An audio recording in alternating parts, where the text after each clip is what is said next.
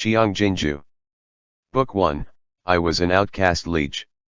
Chapter 46, Banquet. Hua Xianji was indeed not as old as Qizuyin. She was younger than Qizuyin by 2 years. Having been kept deep in the inner palace these days, she had become a little gaunt. Realization dawned on her when she saw Qi Shiu's portrait on the table in front of the Empress Dowager. The Empress Dowager held her hand and grasped it for a long time before saying, "It's a marriage of a young wife to an older husband, but Qi Shiu will know how to dote on you." Hua Xianji touched the purple palace robe and laid her head on the Empress Dowager's knee. The Empress Dowager stroked her long hair and said, "There's no need to feel aggrieved.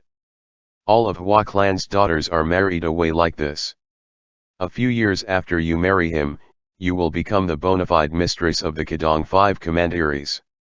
After lighting the incense in the palace hall, Madame Liege Xiang wordlessly motioned for all the maids and eunuchs to leave. Hua Xianji smiled and said, "I just can't bear to leave you, and Cangjun Commandery is so far away, I'll have to wait a year if I wish to see you again. And can't bear to leave you either."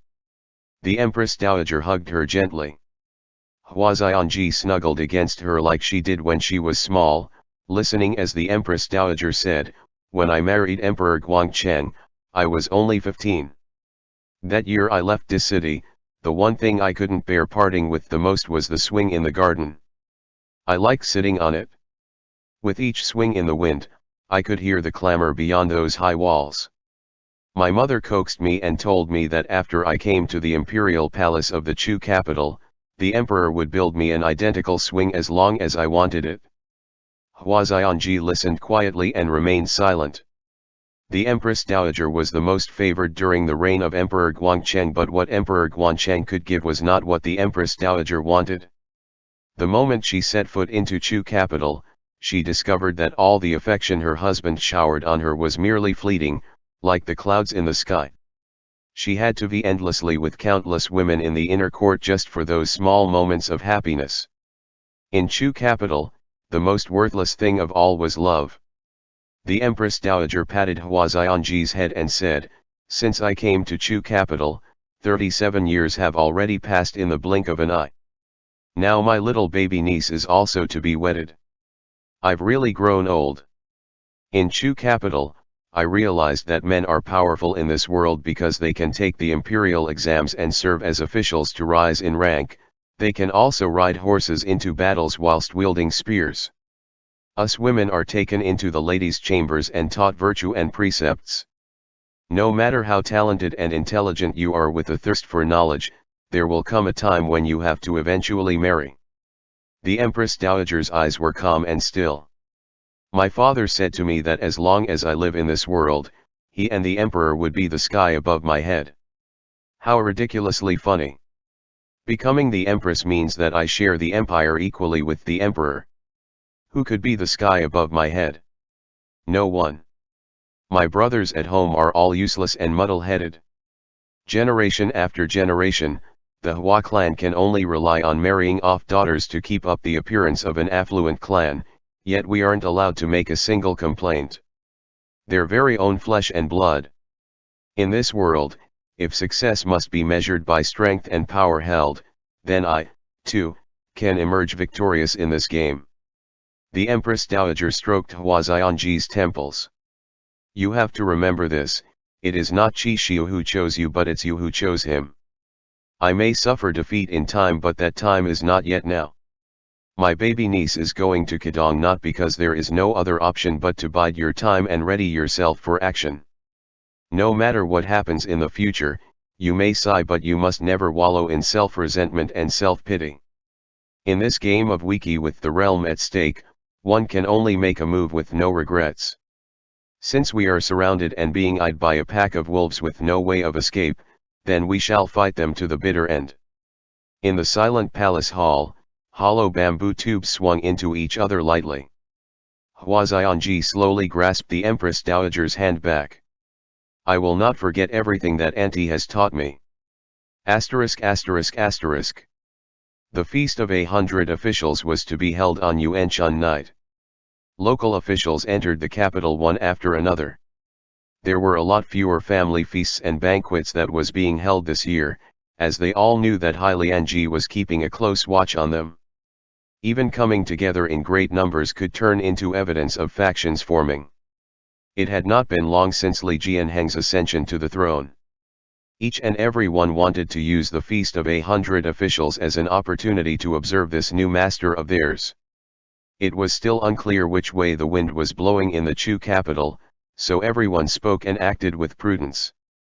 Only the matter of the third young Miss Hua spread like wildfire, leaving Qi Zuyan with nowhere else to vent her unhappiness. Xiao Qiye was still in the middle of secretly investigating the 8 great clans in recent days, but this matter had also piqued his interest. By this time, Xiao Jiming had entered the capital, so the two brothers had a talk in their residence. The Hua clan wants to rise again from the ashes. No matter how much of a leche old Commander Qi is, he must not agree to this marriage. Xiao Qiye said offhandedly as he took out the Libe armored cavalry's expenditure accounts for the current year to take a look. That's really hard to say. Xiao Jiming sat at the table and flipped through the military reports. Xiao Qiye raised his eyes and asked, how would this benefit his Qidong? Xiao Jiming endorsed the document with his name and said, you're in Chu capital and you have taken over the 8 great training divisions. Haven't you checked the 8 great training divisions accounts? Xiao Qiye responded, I took a look at the account when the Court of Judicial Review were cleaning house there. All their surplus silver and military provisions from the 8 great training divisions have been reimbursed to the Imperial Army this year to make up for the shortfall. Why do you ask? Xiao Jiming pondered over the document for a moment and said, when Hua Saiqian was still alive, the annual salary and provisions for the 8 great training division was several times higher than that of the Bianjun commandery. The money that Shi Guan couldn't account for, where could it have gone? Since Hua Saiqian could have 2 accounts for one payment, then couldn't the Empress Dowager have kept a 3rd account book? Money comes and goes like flowing water, but the audit remains a constant. As long as he could swap the auditing official to one of his own and place that official right under the 8 great training divisions' noses, they could write the account book in any way they so desire every year. The Hua clan's properties have been searched and their possessions were confiscated. But who would dare to touch the Empress Dowager's private coffers? This money is now Hua Xianji's dowry. Whether it's for official or personal reasons, Qi Shi ought to be tempted. Looking displeased, Xiao Qiye said, the current commander-in-chief of Qidong 5 commandery's military forces is Qi Zuyan. Qi Zuyan will not agree to it. Even so. Xiao Jiming finally looked at Xiao Qiye. She won't be able to stop it? Xiao Qiye lay down and thought about it for a moment before saying, all these years, the Qi clan has had a pretty good relationship with us. If Qi Shi really marries the 3rd young Miss Hua, Libe will no longer be friends with Qidong. That's of little importance. Once the Bianxia 12 tribes come attacking, everyone still had to fight side by side. Xiao Jiming said, with the 3rd young Miss Hua, the Qidong 5 commandery's garrison troops will have money. Then tell them to buy Libe's horses in the future. There was a cold, tough glint in Xiao Qiye's eyes. How long can the Empress Dowager's private coffer lasts? Providing for 200,000 soldiers is not as simple as raising 20 pet dogs. Military expenditures are of outrageous scale. It's definitely not something a single person can sustain. If the Empress Dowager has the Qi clan to support her, then the impasse in Chu capital can be broken. Xiao Jiming said, once power returns to her hand, she will be able to recuperate whatever amount they lost. Xiao Qiye sat up again and said, this marriage must not come to pass. Xiao Jiming said, solutions does exist. Xiao Qiye looked towards him and said, the easiest is to kill 3rd young Miss Hua. Xiao Jiming looked at him in surprise and said, you are also a thorn in others' flesh now. The 8 great clan will only be too anxious for you to make a move. Xiao Qiye said, rumors are rife now. If we try to stop it after the new year, it'd be too late.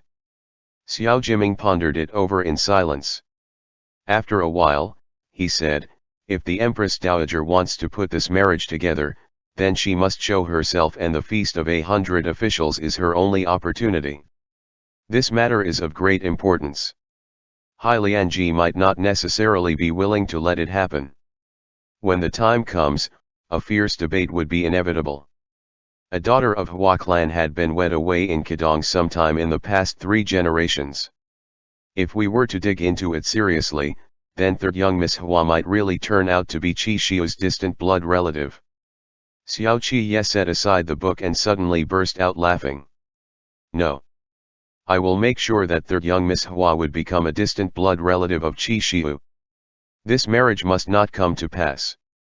Xiao Qi got up and pushed the door open to call for Zhao Hui. It's the spring festival. Xiao Qi said. You still have yet to see your younger sister, right?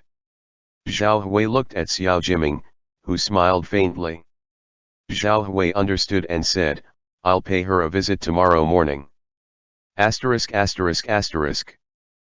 Cheng, the new commander-in-chief of the Jinyue, was the third legitimate son from the Han clan, one of the 8 great clans.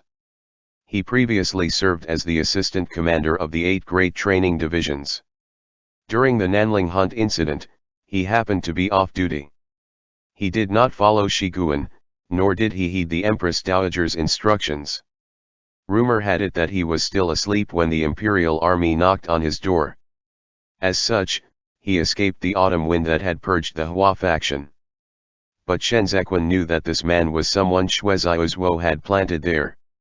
On the eve of the Feast of 100 Officials, the Jinyue sorted out their duty arrangements. According to the plan, Shen Zequan would remain in close proximity to the emperor, so it came as no surprise when he got the authority token. Han Cheng personally handed over the authority token to Shen Zequan when the two of them were alone inside the Jinyue's registry office, when he said, everything is in place except the final piece. When the time comes, I'll be at the side too.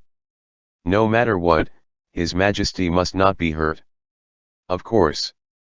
Shen Zequan hung up the authority token and said with a smile, this time, we will be depending on His Excellency the Commander-in-Chief. Han Cheng felt apprehensive, but it would not do for him to reveal it. So he could only repeat, if this matter fails and gets exposed, you and I will be sentenced to death for this crime. But if it succeeds, then the Jinyue will be able to swipe a slice of the pie from the hands of the imperial army. Everyone will live well from then on, and good days will be upon us. Please rest assured, Your Excellency. Shen Zequan said with a serious expression. We brothers are of one mind. Nothing will go wrong. Seeing how composed and confident he was, Han Cheng finally able to breathe a sigh of relief. Outside, the snow fell increasingly harder. Even by the time dawn came, it never stopped. Before the Feast of 100 Officials, a sacrificial ceremony was observed. The imperial army was already on the alert and ready for battle early in the morning. Xiao Qi was neatly dressed in his court attire today. When he strode through the palace gates, he came face to face with Han Cheng.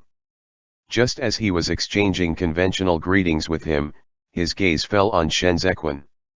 The left guard is responsible for His Majesty's immediate protection, Xiao Qi spoke with Han Cheng as he looked at Shen Zequan, pretending not to be acquainted with the latter. So why is it assigned to Jinyue of the company commander rank and below? The Jinyue have now been reorganized and many positions have been left vacant. Han Cheng said and looked back. The ones who were picked are all first-rate experts. Many of them are disadvantaged by the fact that the year for promotion is not upon them yet, so they all seem to be of junior positions. Xiao Qi was on guard when he saw Shen Zequan.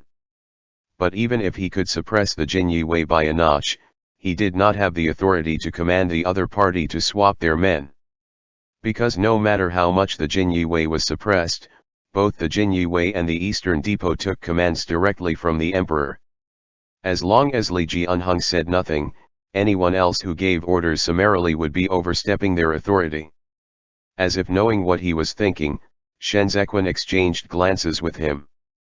There was something in his eyes that Xiao Qiye could not read. In front of them, the domesticated elephant's office had already herded the elephants out. Liege Unhung was about to step out of the palace soon. Xiao Qiye did not have the time to linger, and so he strode forward and left. Asterisk asterisk asterisk. This was the first time Liege Unhung held the ceremonial greatsword in his hands. It was so heavy that he almost could not lift it. Even before he stepped out of the palace doors, he already felt his neck aching with the weight of that royal crown atop his head. This coronation attire, which had him shouldering the sun and the moon and bearing the stars on his back, finally revealed in him a trace of sober, imposing bearing which was far from his usual gleeful and playful attitude. Li Jianheng's palms were sweating. He held up the great sword before striding out of the door. The court elephants, draped with red velvet and gold saddles, stood at both sides. The various officials kowtowed and shouted out wishes of longevity upon the emperor. Liege Unhung stood atop the stairs, his broadened field of vision taking in the view of thick clouds in the east, with skies and lands cloaked in a blanket of boundless snow. He stood up high above, so high that it was almost as if he was up there in the clouds. The deafening sounds of "Long live, Your Majesty" reverberated in his ears. Li Jianheng's heartbeat quickened. Pleasant surprise gradually washed over his face as his eyes successively moved down from Hai Lianji to Xiao Jiming to all living beings in the world kneeling before him. He was the one and only supreme ruler. This is how it feels like to be the emperor. Liege Unhung could not help but grasp the great sword tightly. In this grand show of obeisances made to him, he felt as if he had obtained the strength and courage to contend with the heaven. This feeling was poles apart from the feeling of sitting in the imperial court. It was the thrill of being kowtowed to. For the first time ever since the hunting grounds, Liege Unhung advanced along the long stairs and walked towards the ceremonial platform. He walked very, very slowly, reveling in this entire journey of honor and glory. Of the tens of thousands of people, only Shen Zequan slowly raised his head. He looked along the tall stairs past Li Jianheng's figure, where he, too, saw the dark and gloomy sky amidst the dancing snow.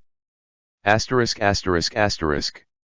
As the banquet began, the court of imperial entertainments began the process of serving the dishes while the imperial winery followed on their heels to serve wine without pause. Liege Unhung was fond of sweets, so the imperial bakery made quite a number of silk-nested tiger's eye candies.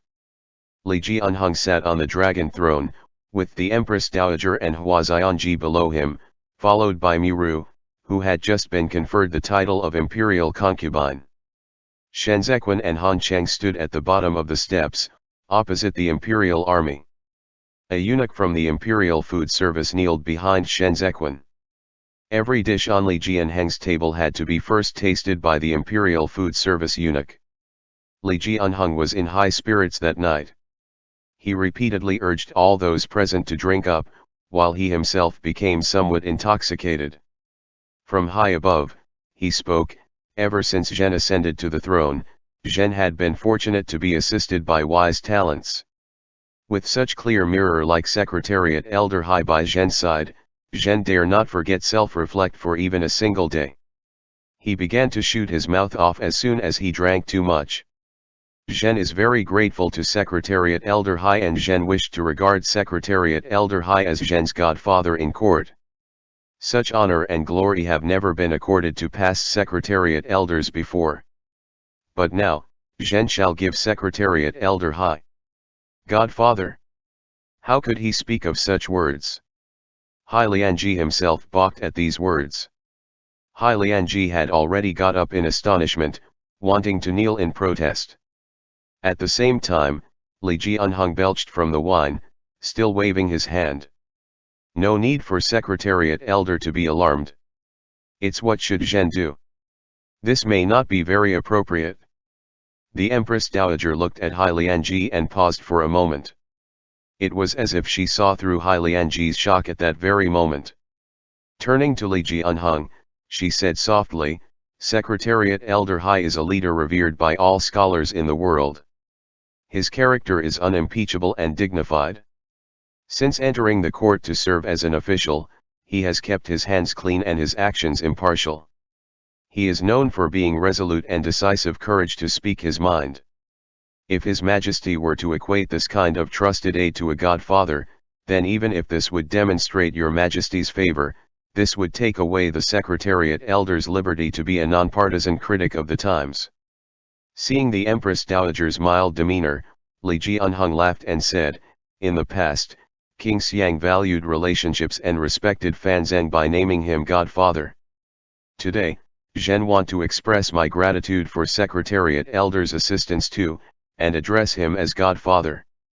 It shows how dear he is to Zhen, and the title itself would give Zhen pause for self-reflection." Secretariat Elder. Secretariat Elder, so how about it? Liege was already kowtowing as he said, "This absolutely mustn't be done."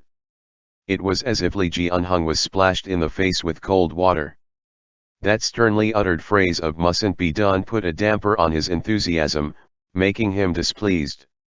His expression underwent a few changes before he eventually forced a smile and said, "It was just a form of address to show how dear the Secretariat Elder." "What does it matter?" Liege said, "Your Majesty is the heavens-ordained sovereign and not at all comparable to an overseer of meager territory. This humble subject was born in the mountain ridges of He province and am nothing but an uncouth commoner. How could this subject possible share the address of father with the sagely late Emperor Guangcheng?" Li Jianheng's original intention was to win over the hearts of Liege as well as all the scholars in the realm. He wanted to use this to affirm that he was not an idiot who disrespected learning. But with the meager learning that he had, how was he to know that a mere address could evoke such vehement rejection from Liege?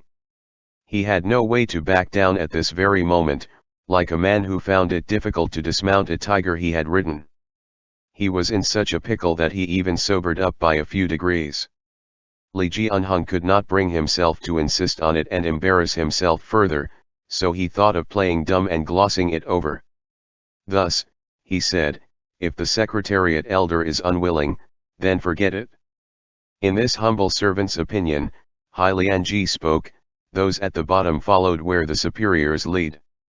Now that His Majesty has created this precedent tonight, then there will be people who will attempt to follow suit in the future. When that happens, they will collude to form cliques and factions that would impede the imperial court, thereby jeopardizing the entire state.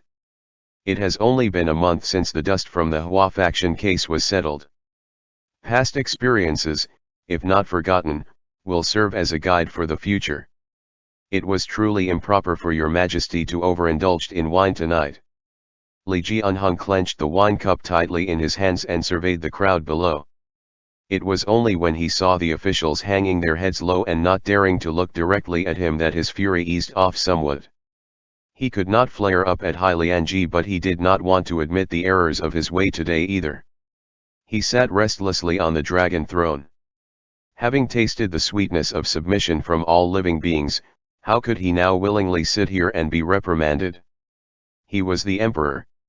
Li Jianheng's eyes were growing red-rimmed from enduring it. He drank the last mouthful of wine and said, "Let's drop this matter. Help Secretariat Elder back to his seat." Liege was aware that tonight was not the time to admonish him, but it was hard to change his frank and outspoken nature. This humble subject still have something to say. Li Jianheng pursed his lips into a tight line and said nothing.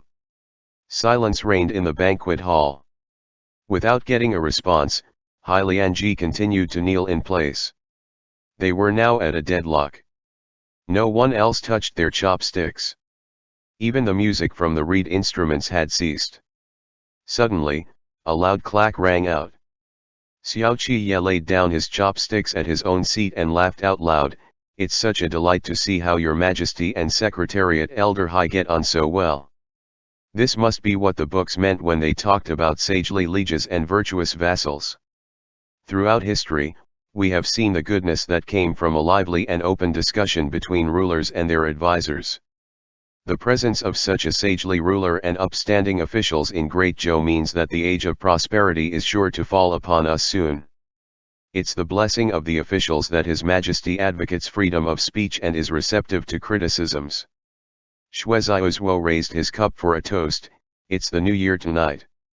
Why not offer a toast to this sacred scene? The group of officials lifted their cups and said their greetings in unison. Liege felt a little appeased amidst the sounds of greetings and wishes. On seeing a still kneeling Hai Lianji, he could not refrain from letting loose a sigh. Secretariat Elder, please rise. As the crisis was averted, the Empress Dowager looked at Xiao Qiye for a moment before she prompted, "It has been said all men aspire to start a family and establish careers. Does Cen have a betrothal candidate in mind?" There was a flash in Shen Zequin's eyes as he looked towards Xiao Qiye, too. Xiao Qiye gave an easy, careless smile and answered, "Replying to your Majesty, which of the noble ladies in Chu capital would be willing to marry down to someone like me? Besides, my aspirations were neither to settle down or my career." The Empress Dowager said, "The Viceroy is being too humble. Up-and-coming upstarts in the capital are few and far between nowadays. With your appearance, there will be beauties beckoning to you even when you cross the bridge on the eastern street. Xiao Shisui, if you don't urge him, it may then be too late." Xiao Jiming smiled, too. He replied, "Our father at home feels that his temperament has yet to settle and we wouldn't like to disappoint other families' daughter." The Empress Dowager turned her head aside once again and looked at Li Jianheng with an amused smile. "Look at how not a single one of them is in a hurry. When the Prince of Liege was at this age, he was already married for 3 to 4 years. Li Jianheng had yet to recover from the previous situation, and he was feeling unenthusiastic at the moment." Not daring to leave the Empress Dowager hanging, he glanced at Xiao Qiye and replied, "Imperial Mother may not be aware, Cen has a quick temper. The common noble lady from the Chu capital may find him too much to handle. You can't put it this way and delay his marriage for no good reason." The Empress Dowager continued, "It doesn't have to be a noble lady from the Chu capital. There's Lady Zayu, the daughter of the Marquis of Helion. She is of similar age with Cen. They would be a good match." The Marquis of Helion was the Marquis of Chuan City. He was a member of the Fei clan, which was one of the 8 great clans. The Empress Dowager had indeed appointing a marriage that was well matched in status. The Marquis of Helion, Fei Kun, promptly gave a toast and looked in Xiao Jiming's direction. Xiao Qiye thought that the Empress Dowager would talk about Hua Xianji's betrothal at the banquet. He did not expect she would directly target his betrothal instead. Outright rejection was not an option, but neither could he get himself accidentally betrothed as well. Li Jianheng was caught off guard too. He became dazed for a moment as he looked at Xiao Qiye and stuttered, "Zhen." "Lady Zayu," an inspiration struck him and he said, "The nation is still in mourning. It's not appropriate to make marriage appointment at this time. It's one thing make a match and another to hold a wedding. Auspicious dates won't be available for some time anyways. The betrothal could be settled first, and when summer comes, an auspicious date could be set for the wedding rites." The Empress Dowager added with a grandmotherly tone, "Zayu and Xianji are childhood friends as well. It would be perfect for them to get married at the same time." She remained tight-lipped about who Hua Xianji was going to marry and merely pushed Lady Zayu onto Xiao Qiye. This made it clear that she regarded Xiao Qiye's marriage as a state affair while Hua Xianji's marriage as a private matter. Qi Zuyan's expression was solemn, but unexpectedly enough, she said nothing. Seeing this, Lu Guangbai knew that it did not bode well and guessed that Qi Xiu had already accepted the arrangement and had instructed Qi Zuyan not to say anything. However, Xiao Qiye getting married with Lady Zayu was absolutely out of the question. If this marriage was decided and the Empress Dowager lifted Lady Zayu's status to a princess, Xiao Qiye would become a prince consort. Prince consorts of Great Zhou held no tangible power, only empty titles. It would strip Xiao Qiye of the military power he had just recently secured in the Chu capital. The wine in Xiao Qiye's throat burned like a raging fire. He had already risen to his feet, but then he saw that the Empress Dowager was smiling again. Xiao Shisui is married to the daughter of the Lu clan's Earl of Biancha from the Bianjun Commandery. Your little son is now around 4 to 5 years old, right? Xiao Jiming replied, replying to your majesty, he is now 4 years old. The nephew is already 4 years old and General Lu have yet to find a wife either. The Empress Dowager looked towards Lu Guangbai and continued, Bianjun is a desert land. It's not easy for the general to guard and defend it. Starting a family early will reduce one of the Earl of Biancha's concerns. General Lu seems to me to be of similar age to Xiao Shisui. So, why? Is it also not the general's aspiration to start a family? Lu Guangbai was momentarily at a loss for words. Replying to your majesty. The Empress Dowager continued, Zayu's disposition is lively and playful. Frankly speaking, Xian may indeed be too spirited for her. The general seems a lot more even-tempered instead. Xian, what do you think about it? If Xiao Qiye did not marry Lady Zayu, it would fall upon Lu Guangbai to marry her. This headache laid out in the banquet was precisely meant to put him in a difficult position. Xiao Qiye had made preparation before coming here by having Zhao Hui bribed someone from the Ministry of Rites. Once Her Majesty opened her mouth tonight about the betrothal, he would testify to the fact that Hua Xianji was Qi Shiu's distant relative related by blood. With the law of propriety in the way and a wide gap in seniority, this marriage would fall apart. But the Empress Dowager would not give him the chance to counter that at all. Who would have guessed that it would be his marriage that would be handed over tonight? It was at this moment that Xiao Qiye saw the look in Shen Zequin's eyes.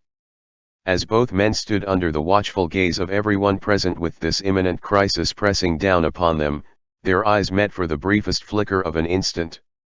Xiao Qiye strode a step forward and said, replying to your majesty. The Imperial Food Service eunuch was transferring dishes on behalf of the Imperial Bakery.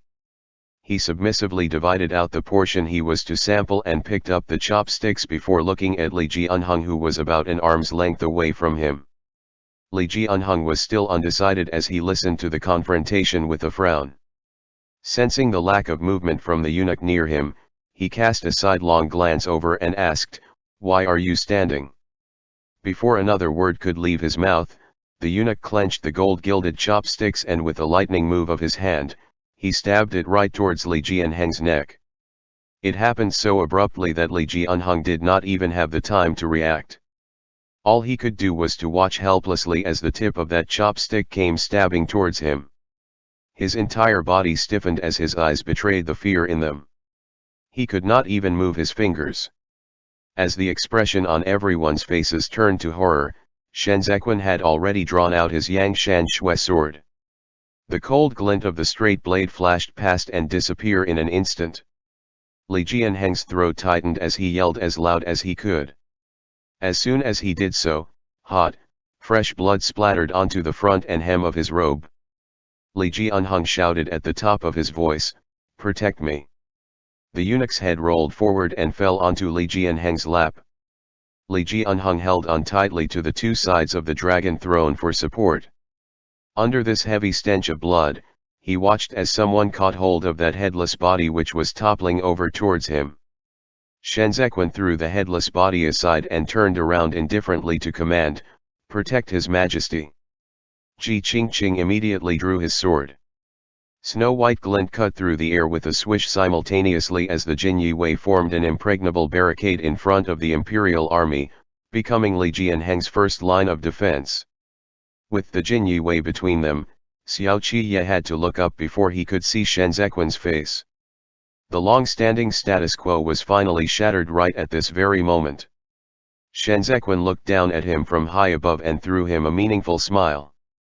That expression in his eyes was as concrete as it could be as it trampled down upon Xiao Qiye's chest. End chapter. Note: Yuan Shun, also known as Yuan Dan, that is the Lunar New Year's Day. Qiang Jin Jiu. Book 1, I Was an Outcast Liege. Chapter 47, Power Struggle. Liege Unhung was terrified as he frantically kicked the head away from himself with shaking legs. He was beyond caring about appearances now and would have shrunk himself into the dragon throne if he could. There was a thunderous ringing in his ears as he watched the fresh blood soaked into his robes, feeling as though a fist had tightened around his throat. For a long while, he could not utter even a single word. Shenzequan came to kneel on one knee and said intently, "Do not be afraid, Your Majesty. The assassin has been executed. This humble servant deserves 1,000 deaths for coming too late to your rescue." Liege Unhung's limbs felt paralyzed as he struggled with great effort to grasp hold of the armrest of the dragon throne. His gaze shuffled from the corpse onto Shenzequan's face. He almost choked with sobs as he grabbed a hold of Shenzequan's sleeve and said, "No, you weren't late.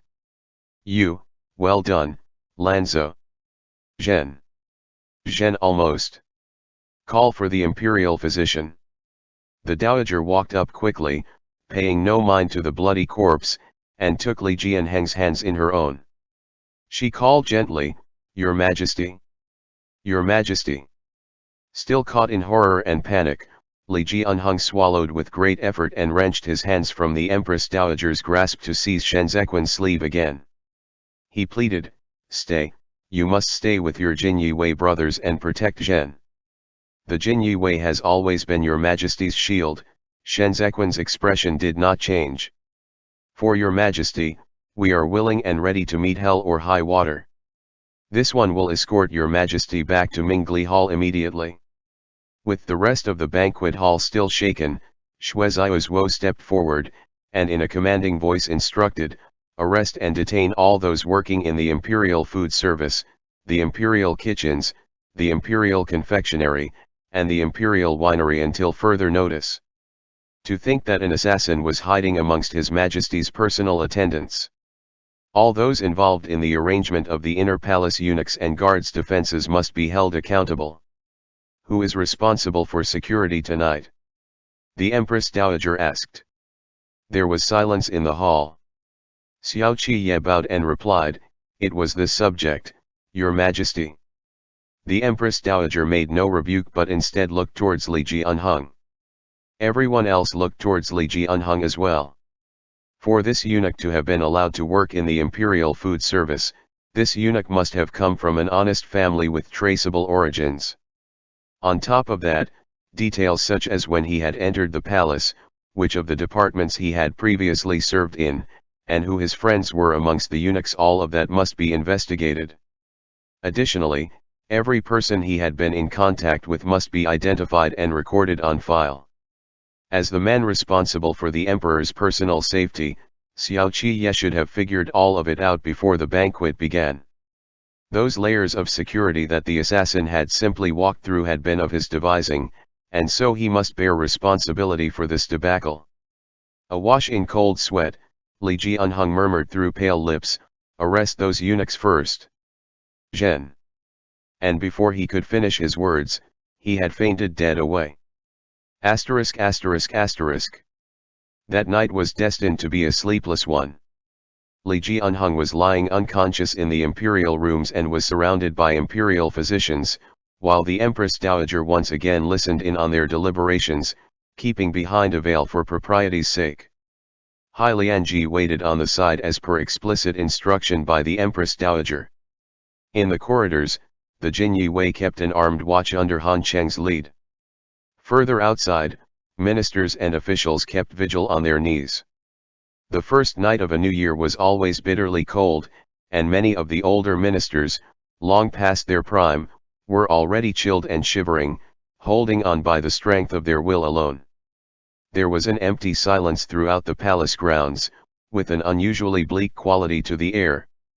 Xiao Qiye was not there as he was needed for the capture and detainment of all those eunuchs along with members of the Ministry of Justice and the Chief Surveillance Bureau. Furthermore, members of the Imperial Army also had to be detained with their assistant commander responsible for personnel inspection tonight was stripped of his badge, and thrown into prison along with the eunuchs. There were no braziers set up in the hearing room, only a few lit lamps. Xiao Qiye sat beneath and to the right of the Minister of Justice, Kong Qiu. To the left were the left and right censors from the Chief Surveillance Bureau, Senyu, and Fu Linye. If this proceeding was like before, Xiao Qiye would be entitled to sit beside the Minister of Justice with equal authority. However, as he must be seen to steer clear of unfair influence in this case, he had to take a lesser position, leaving the two chief censors from the censorate to oversee this trial. It had been a turbulent year, with crisis following another crisis without a moment's standstill. The three judicial offices had never held hearings in succession like this, never mind that they all happened to be major cases concerning threats to the emperor's life. Kong Qiu drank a cup of stale, cold tea, and did not speak as they waited for their summoned detainee to arrive. In fact, from the moment they sat down, no one had made any small talk at all. They all recognized that this was not time to jest or joke around. All of them wore solemn expressions on their faces. Xiao Qiye sat at his place in silence, turning his thumb ring. He was deep in thought. They had come prepared, just like they had in Xiao Fusui's case. These cases were embroiled in shadows and specters from the very first moment, and as though pulled along by countless threads, would stretch beyond that first, split-second illusion at the crime scene, holding a much deeper truth out of sight. The eunuchs working in the imperial food service were poison tasters for the emperor. As such, each and every one of them from top to bottom, would have been inspected down to the previous 3 generations of their family. To turn someone like that into an assassin would be very difficult, but at the same time, could be very simple. First, it had to be someone who could come into contact with palace eunuchs, or someone who was a eunuch himself, hidden within the palace but working for someone with power outside. Only those 2 kinds of people might be able to coerce or seduce such eunuch to assassinate the emperor. And there, something suddenly came to Xiao Qiye from his memories. His fingers paused on his ring. In that same moment, their summoned prisoner was brought in. It was his assistant commander. Kong Qiu cut straight to the chase. You are the assistant commander of the Imperial Guard. Tonight, you were responsible for the inspection of all Imperial Guards carrying arms in the Imperial presence, as well as the poison taster from the Imperial Food Service. What do you know about this eunuch? The assistant commander's name was Meng Rui, a soldier of a family of soldiers whom Xiao Qiye had promoted to this position in the 6th year of the Xian era. He had previously been the registry manager and was a very prudent man. Holding even eye contact, he replied steadily. The assassin eunuch's name was Gui Sheng, aged 26. He was born in Chun City, and his father was a resident of Beishui Street in Chun City but passed away of illness in the 6th year of the Xian era. He was the only child in the family and entered the palace in the year of Yangji era and had been in service there for 12 years. In the 1st year of the Xian era, he was accepted into the Imperial Food Service, and began to serve as poison taster for the late emperor from the 4th year of the Xian era. He had no particular passions and had befriended very few people. Kong Qiu thought this over, then asked, who arranged for him to be on duty tonight? Meng Rui answered, it was the female servant from the Imperial Food Service, Fu Ling. Kong Qiu looked first towards the men from the Chief Surveillance Bureau, then at Xiao Qiye, and finally nodded and said, the weapon used for the attempted assassination was a pair of golden chopsticks provided for imperial use. The Imperial Guard could not have done anything about this even with body searches. With this, we will have Assistant Commander Meng wait aside for the moment. Summon Fu Ling of the Imperial Food Service. Meng Rui stepped away to one side. Throughout the proceedings, he had not exchanged a single glance with Xiao Qiye. Really, Xiao Qiye was not as worried as some might have imagined. He knew very well that this attempted assassination would not cause him to be stripped of his military powers. He might later receive a penalty, or have his wages decreased, but none of that would really affect him. He had been too far away when it all happened, and it would have been impossible for him to be the first to the rescue. Moreover, the seating had been arranged by protocol, so no one could be faulted for that. In addition, Shen Zequin had been far too quick on drawing his sword between one blink and the next. His sword had been returned to its sheath and the assassin's head was on the ground. His speed was completely different to his previous performance on that stormy night. Xiao Qiye might not have been quicker, even if he had been standing in the same position. It was not the assassination itself but what could now happen in its aftermath that Xiao Qiye was more concerned about. He had to plan ahead and snuff out any flames from this debacle before they might catch on to him. And again, Xiao Qiye remembered that last look Shen Zequin had given him. The Jinyi Wei's policy was to have promotion once in every 8 years. Men would first be allocated into one of the 12 divisions on the basis of their familial standings, then promoted based on their performance therein. Opportunities to advance beyond this schedule were few and far between. Shen Zequin's background was irregular, and though he had been pardoned of his crimes, he would never be considered of military lineage. If he wanted to command the Jinyi Wei, then he had to find another way to move up the ladder. For the past few months, Xiao Qiye had been suppressing the Jinyi Wei in order to consolidate the imperial army's influence and clout but also to guard against Shen Zequin's advancements through the ranks. The situation in the Chu capital was a chaotic mess but it was a legible mess. Everyone was quite familiar with one another. All of them collaborated with another for their own interest, then fought against one another for their own interests. Only Shen Zequin remained an unpredictable variable in it all. For all of Xiao Qiye's probing, he had yet to work out exactly what Shen Zequin's intentions were. And if he did not know what he wanted, then they could not truly be allies. Xiao Qiye had hoped that Shen Zequin would stay quietly at the bottom rank but this attempted assassination was Shen Zequin's answer. Impossible. He was a keen blade belonging to no one but himself. He would carve his own path from his enemy's flesh, and he would not willingly give himself up for anyone else's wielding. He wanted to ravage and not to obey. What could sharing the bed for a single night change? That had been a howl of rage vented into the darkest night, a gasp snatched from the breathless lust which had held the two of them captive. From the blunt impact of flesh against flesh was born a small commiserating sympathy, but that sympathy was not enough to turn either of them from their choices. Xiao Qiye would not give up the power he had earned.